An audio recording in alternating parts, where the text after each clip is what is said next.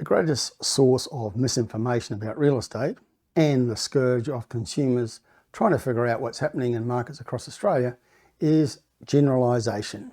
And by that I mean economists and other commentators speaking about Australia as a single market, or about a major city as if there's just one scenario happening across the entire metropolitan area. Now, the spring edition of the Price Predictor Index depicts a number of important instances where it pays not to generalise because there are markets within markets. Now, Sydney market overall has dropped well below its peak. In fact, it's been in decline since the middle of 2021, with a notable slump in sales activity in the March quarter of this year in particular, well ahead of the interest rate rises. The New South Wales economy has taken a battering in the past 12 months, with it now ranking just 7th in the State of the States report published quarterly by CommSec. That's second last amongst the states and territories in terms of its economy. That's a big change in fortunes for Sydney and New South Wales, which normally sits in first or second position in terms of economic performance. So the Sydney market overall has dropped, but there are still growth markets within the Greater Sydney area. The more affordable middle market areas still have good sales activity and prices remain solid there. Precincts which offer houses in the 900,000 to 1.5 million price range are still popular with buyers, and that includes local government areas such as Canterbury Bankstown, Parramatta, Georges River, Cumberland and Fairfield.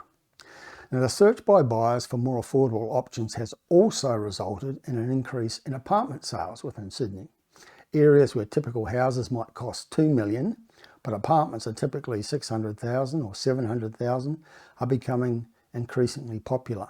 At the same time, the regional New South Wales market overall has experienced a drop in sales after peaking in the middle of 2021. The places that led the previous upcycle, like Byron Bay and the Central Coast, are no longer booming. But there are many exceptions, regional centres where sales activity is still rising and prices remain solid. Tamworth is an example. It's a standout performer with transaction levels lifting, and nearby Armidale has a similar scenario.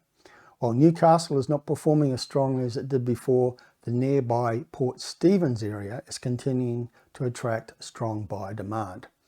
Indeed, throughout regional New South Wales, there are numerous small to medium-sized regional centres with busy markets and rising prices. Another example of why it pays not to generalise, a place where there are markets within markets, is the Sunshine Coast in Queensland. Now, the Sunshine Coast has been a national leader on price growth for at least 3 years. Its boom predated the national boom, driven by a huge local infrastructure construction program.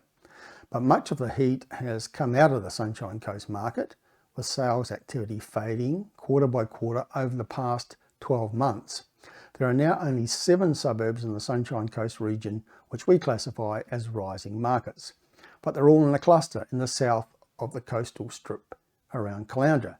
Yes, only 7 suburbs with rising sales activity amongst the 53 suburbs within the Sunshine Coast and Noosa regions combined, and all of them sit within that more affordable Caloundra area. Places like Caloundra West, Curramundi, Moffat Beach, Golden Beach and Pelican Waters, they all still have rising sales momentum.